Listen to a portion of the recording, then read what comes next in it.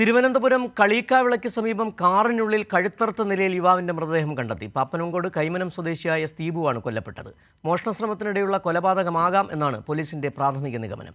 Police കേസെടുത്ത് അന്വേഷണം ആരംഭിച്ചു. ഈ വാർത്തയോടുകൂടി ബുള്ളറ്റിൻ പൂർണ്ണമാവുകയാണ്. ഇനി മിഡ് ഡേ ന്യൂസുമായി ആര്യ ചേരും.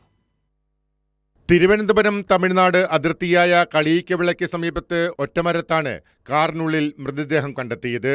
പാപ്പനംകോട് കൈമനം സ്വദേശി എസ് ദീപുവിന്റെ മൃതദേഹമാണ് കാറിനുള്ളിൽ കണ്ടെത്തിയത്. കഴിഞ്ഞ ദിവസം രാത്രിയാണ് നാട്ടുകാർ കളീക്കവിള പോലീസിനെ കാറിനുള്ളിൽ മൃതദേഹമുള്ള കാര്യം അറിയിച്ചത്. ദീപുവിന്റെ ഉടമസ്ഥതയിലുള്ള കാറിൽ മുൻസീറ്റിലാണ് മൃതദേഹം കണ്ടെത്തിയത്. വാഹനത്തിന്റെ ഡ്രൈവറെ കണ്ടെത്താനായിട്ടില്ല. ദീപുവിന് തിരുവനന്തപുരം മലയത്ത് ക്രഷർ യൂണിറ്റ് ഉണ്ട്. പുതിയ ക്രഷർ തുടങ്ങുന്നതിനായി JCBയും മറ്റും വാങ്ങുന്നതിന് 10 ലക്ഷം രൂപയുമായി കോയമ്പത്തൂരിലേക്ക് പോയതാണെന്നാണ് ബന്ധുക്കൾ പോലീസിന് നൽകിയിരിക്കുന്ന മൊഴി. കാറിൻ്റെ ഡിക്കി തുറന്നു കിടക്കുകയായിരുന്നു. കഴുത്ത് 70% അറുത്ത നിലയിലായിരുന്നു. മോഷണശ്രമത്തിനിടെ കൊലപാതകമാകാം എന്നാണ് പോലീസിന്റെ പ്രാഥമിക നിഗമനം.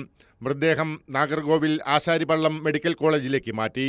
സംഭവത്തിൽ കളീക്കവിള പോലീസ് കേസെടുത്തു.